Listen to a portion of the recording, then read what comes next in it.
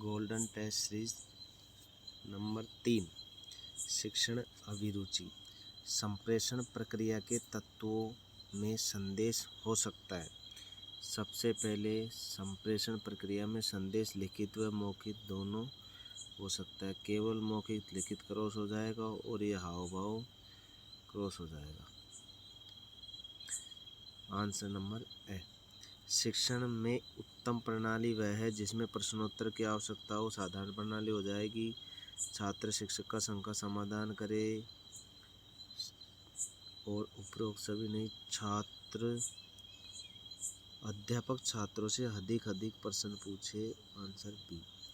जब संदेश प्राप्त करने वाला व्यक्ति संदेश प्राप्त करने के पश्चात उसे संदेश देने वाले के पास प्रेषित करता है उसे कहते हैं। संप्रेषण का माध्यम तो एक साधन के अनुसार हो जाएगा। पृष्ठपोषण उसको प्राप्त करके क्या फीडबैक देना क्रॉस, और ग्रहण करता उसको ग्रहण करता है। संदेश स्रोत का माध्यम। Answer A.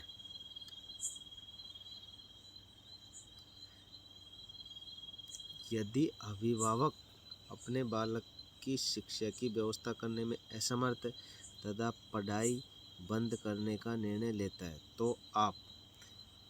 आपका मतलब ये क्वेश्चन छात्र के बारे में किया जा रहा है।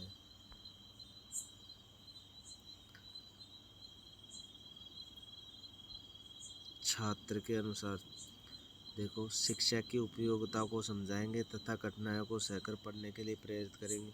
छात्र कभी भी शिक्षा की उपयोगिता को नहीं समझा सकता क्रॉस।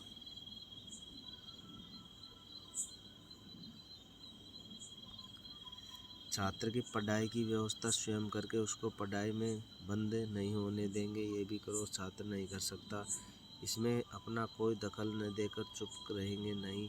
छात्र को स्कूल से आर्थिक सहायता दिलाने का कार्य करेंगे। Answer C. शिक्षण के संबंध में कौन सा कथन सही नहीं है? शिक्षण एक व्यावसायिक गतिविधि है। शिक्षण एक सौद्देश्यपूर्ण गतिविधि है। शिक्षण एक मनोवैज्ञानिक गतिविधि है। शिक्षण एक अंतःक्रिया नहीं है, क्योंकि शिक्षण एक औपचारिक और अनौपचारिक शिक्षक व छात्र दोनों का मध्य पारस्परिक संबंध होता है। Answer A. निम्न में से कौन सी शिक्षण सिद्धांत की एक विशेषता नहीं है?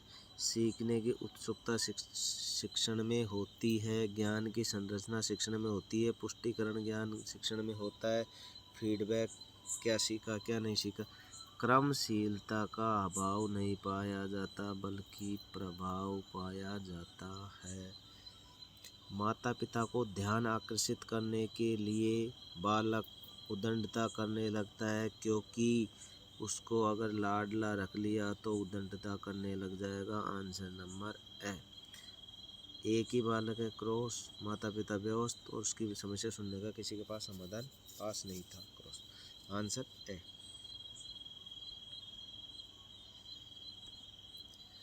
किसी बालक के पिता का आकस्मिक निधन से उसकी पढ़ाई में व्यवधान आ रहा है तो आप छात्र के रूप में क्या कहें? क्वेश्चन छात्र को निर्देशित करके पूछा जा रहा है।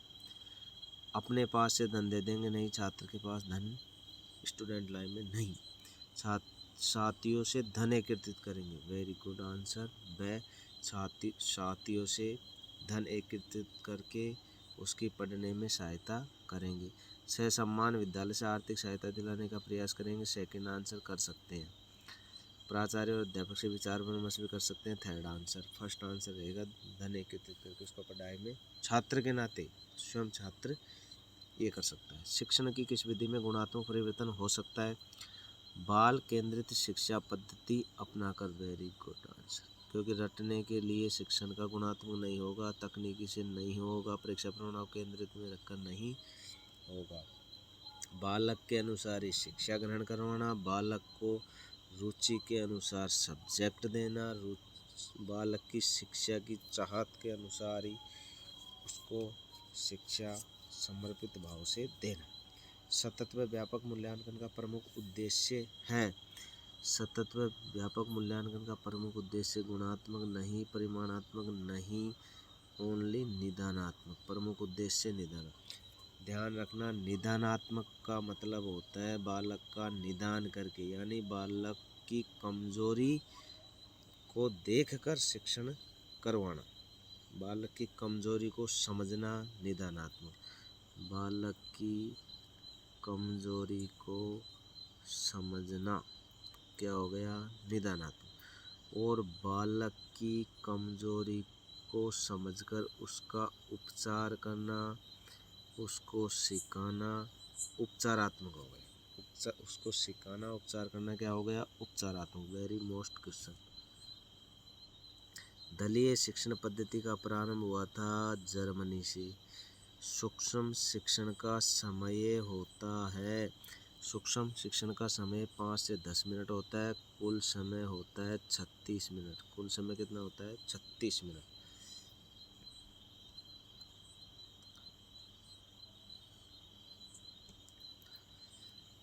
निम्न कक्षाओं में शिक्षण की खेल विधि आधारित है। शारीरिक शिक्षा के आधार पर क्रॉस। विकास व वृद्धि मनोवैज्ञानिक सिद्धांतों पर नहीं, शिक्षण सामाजिक सिद्धांतों पर नहीं व्यवहार चलता है इसमें। शिक्षण की गतिविधियों पर, कौन सी गतिविधियों पर, शिक्षण की गतिविधियों के सिद्धांतों पर। दबाव कम करने के लिए, परीक्षाओं में सफलता के लिए आवश्यक है। बालक का दबाव या स्ट्रेस कम करने के लिए सबसे पहले कम अवधि की परीक्षाओं का अनंतरण करेंगे तो बालक में ज़्यादा दबाव आएगा, क्रॉस। विद्यालय की शिक्षा में विभिन्न चरणों में परीक्षाओं का, अगर विद्यालय में बार बार परीक्षा लेंगे तो बालक में ज़्यादा दबाव आएगा, कितनी परीक्षा देनी है। वार्षिक अर्धवार्षिक परीक्षा में बालक में दबाव आ जाता है। विभिन्न प्रवेश परीक्षाओं के लिए विभिन्न एजेंसियों का मतलब अलग अलग एजेंसी खोलना, नई नई तकनीकी के अनुसार बालक को शिक्षा ग्रहण करवाना, इससे बालक का दबाव कम हो सकता है। निरंकुश नेतृत्व में नेता का अभाव विघ्न होता है, क्रॉस। बहुत पारस्परिक अंत्यक्रिया होती है, क्रॉस। नेता पारस्परिक संबंधों के केंद्र बिंदु होता है, नहीं। समूह के व्यक्तियों में अप्रत्यक्ष संबंध होता है, आंसर बी। एक अच्छे परीक्षण की विशेषता नहीं है। देखो, एक अच्छे परीक्षण में वैधता होती है, उसका निश्चित समय होता है, निश्चित नियम होता है, उसकी निश्चित वैधता होती है, ये सही है। विश्वसनीयता, उसमें कितना सीखा, उसमें कितना परसेंटेज लाया और कितने क्वेश्चनों में से कितना किया, उसकी विश्वसनीयता होती है। कितने प्रकार से, किस टाइप से क्वेश्चन दिए होती है। वस्तुनिष्ठता, उसकी ऑब्जेक्टिविटी होती है। उत्तीर्ण करना कोई विशेषता नहीं होती, आंसर डी। बच्चों का मूल्यांकन होना चाहिए, बोर्ड द्वारा नहीं, गृह परीक्षण द्वारा नहीं, लिखित मौखिक द्वारा नहीं।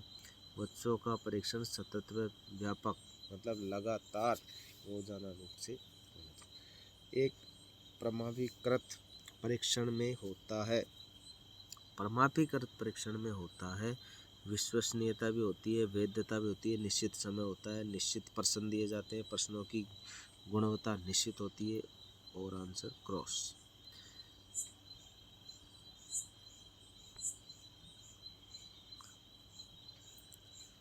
एक बालक संगीत की अद्वितीय प्रतिभा का धनी है, उसके लिए निम्न में से कौन सी श्रेणी सर्वश्रेष्ठ है।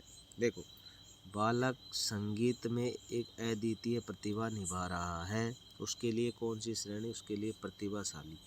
अगर बालक कोई सा भी क्षेत्र हो, उसमें अगर बालक टॉप कर रहा है तो वो प्रतिभाशाली माना जाएगा। चाहे बालक डांस करने में टॉप करेगा तो वो प्रतिभाशाली माना जाएगा, चाहे बालक क्रिकेट खेलने में टॉप करेगा तो वो प्रतिभाशाली माना जाएगा।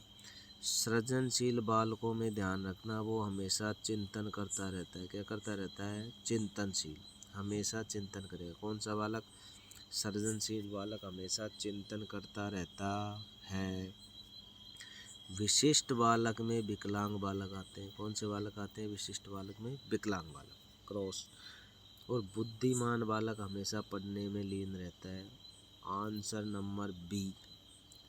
सृजनात्मक बालकों का मूल गुण क्या है, सृजनात्मक बालकों का मूल गुण नैतिक होना नहीं है, शक्तिशाली होना नहीं है, बुद्धिमान होना नहीं है, हमेशा मौलिक चिंतन करना। सृजनात्मक बालक हमेशा चिंतन करते रहते हैं, नई नई चीज़ों की खोज करते रहते हैं और किसी चीज़ के बारे में, इसकी बनावट कैसे हुई उसके बारे में हमेशा चिंतन करते रहते हैं। बुद्धिमान बालक हमेशा अध्ययन में लीन रहता है, और आंसर डी। सृजनशीलता पोषण के लिए अध्यापक को निम्नलिखित में से किस विधि की सहायता चाहिए? दृश्य श्रव्य विधि, कोई से भी बालक को पढ़ा सकते हैं। व्याख्यान विधि में प्रतिभाशाली बालक पढ़ेगा। और ब्रेन स्टॉर्मिंग विधि सृजनशील चिंतन करता रहता है मस्तिष्क से। क्वेश्चन नंबर 51 से लेके 71 तक पेपर नंबर 3 की आंसर की है।